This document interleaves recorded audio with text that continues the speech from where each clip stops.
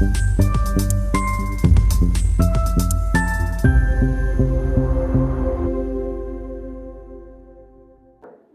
मित्रांनो, अभिव्यक्ती स्वातंत्र्य हा भारतामध्ये संविधानाने लोकशाहीने दिलेला मूलभूत अधिकार आहे. पण अनेकदा असं होतं की आपलं अभिव्यक्ती स्वातंत्र्य कुठे संपतं हे न कळल्यामुळे आणि आपल्याला कोण हात लावणार अशी धारणा असल्यामुळे आपण थेट पंतप्रधानांचीच कबर खोदायला जातो. हा प्रकार नवी दिल्लीच्या जवाहरलाल नेहरू युनिव्हर्सिटी JNU मध्ये झालेला आहे. 5 जानेवारीच्या रात्री 10:30 वाजताची वेळ होती आणि जवाहरलाल नेहरू विद्यापीठात विद्यार्थ्यांचा एक घोळका जमला. त्यांनी घोषणा द्यायला सुरुवात केली. कारण स्वाभाविकच होतं, सर्वोच्च न्यायालयाने शर्जील इमाम आणि उमर खलिद यांना जामीन नाकारला होता. त्याच्या विरुद्ध संताप म्हणून आणि एकूणच दिल्ली दंग्यांच्या पूर्वी जे आंदोलन झालं, भारत तेरे तुकडे होंगे इंशाअल्लाह इंशाअल्लाह वगैरे घोषणा दिल्या गेल्या, त्याला 6 वर्ष पूर्ण होत होती. जानेवारी 2020 मध्ये हे आंदोलन झालं होतं. त्याच्यानंतर पुढे त्याची परिणती दिल्ली दंग्यांमध्ये झाली होती. आपल्याला आठवत असेल, CAA NRCचा बहाणा बनवून, खोटा निमित्त करून CAA विरुद्ध आंदोलन, शाहीन बाग, आणि तिथेही JNU मधली मंडळी सगळी आघाडीवर होती.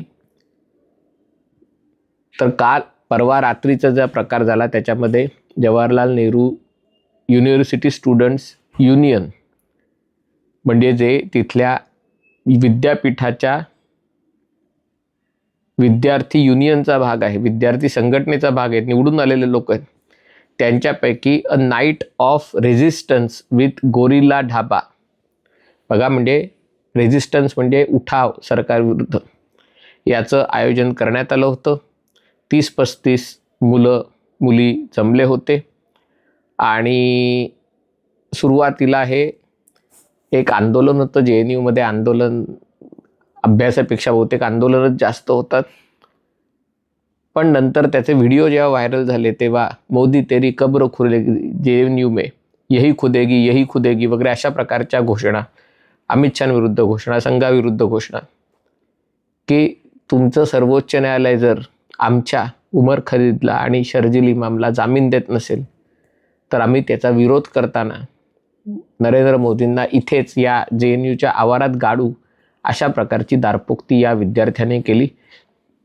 हे व्हिडिओ व्हायरल झाल्यावर या सगळ्या विद्यार्थ्यांविरुद्ध संतापाची तीव्र लाट उसळली. कारण तुम्ही खाणार भारत सरकारच्या पैशाचं, सवलतीच्या जरा शिकणार, दाढी पांढरी झाली तरी विद्यार्थी म्हणून स्वतःला मिरवणार, आणि हे सगळं करता करता तुम्ही परत पंतप्रधानांना विद्यापीठात गाडणार असल्याची भाषा करणार.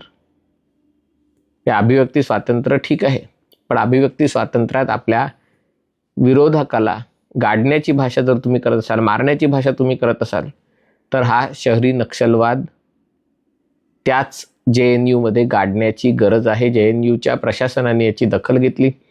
त्यांनी लगेच ट्विट केलं की the Jawaharlal Nehru university administration has vowed the strictest action against students found raising objectionable slogans against prime minister and honourable home minister. त्याची पोलिसातही तक्रार दाखल करण्यात आलेली आहे. पुढे त्यांनी म्हटलेलं आहे, विद्यापीठाने, ते मी वाचून दाखवतोय, त्याच्यात त्यांनी पुढे म्हटलेलं आहे की विद्यापीठं ही नाविन्यपूर्णता, नवीन विचार, नवीन संकल्पना याची केंद्र असतात, याच्या प्रयोगशाळा असतात, पण त्याच्याऐवजी त्यात द्वेष पसरवण्याच्या प्रयोगशाळांमध्ये रूपांतर करण्यात आलेलं आहे.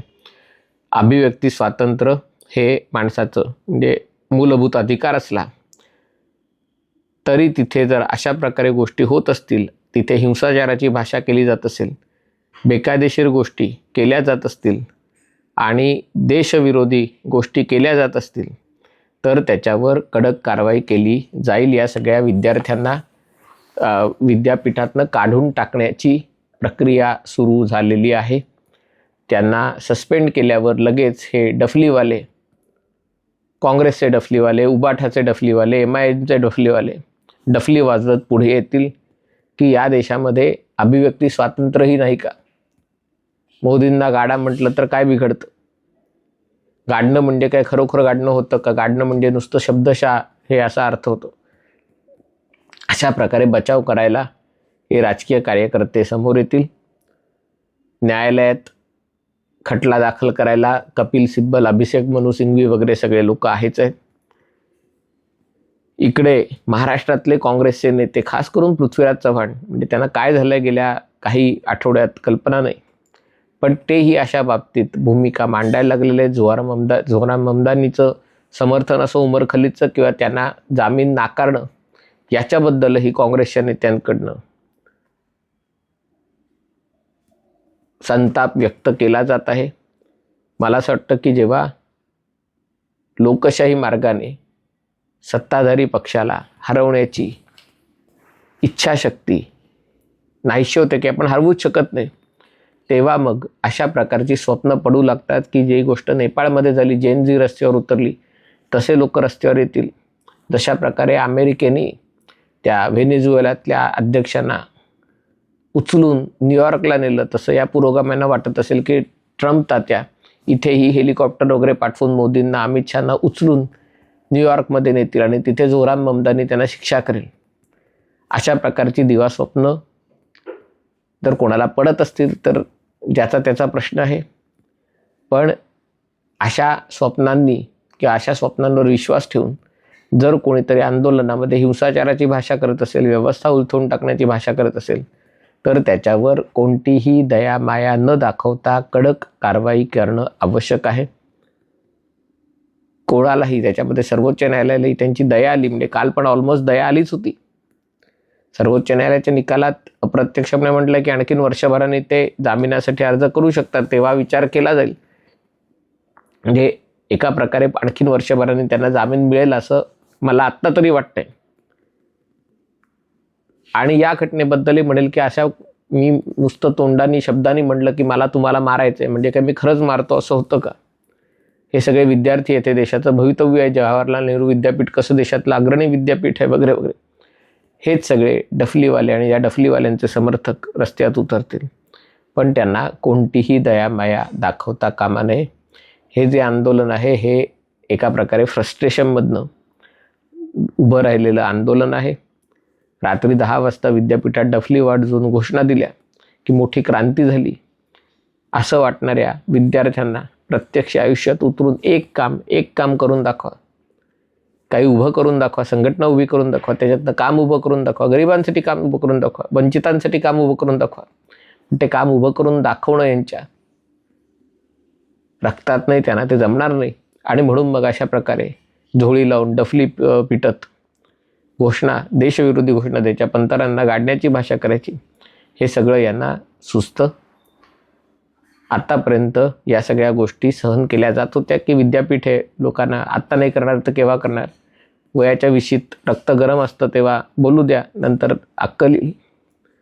पण हे सगळे स्वतःच्या प्रज्ञेने गोष्टी करत असतील तर गोष्ट वेगळी होती. याच्या मागचे बोलवणारे धनी वेगळे, आणि त्यामुळे या सगळ्यांविरुद्ध अतिशय कडक कारवाई होण्याची आवश्यकता आहे. हा व्हिडिओ आपल्याला आवडला असेल तर कृपया लाईक करा, शेअर करा आणि हे चॅनल सबस्क्राईब करण्याची विनंती आहे. तुर्तास इथेच थांबतो. पाहत रहा MH48.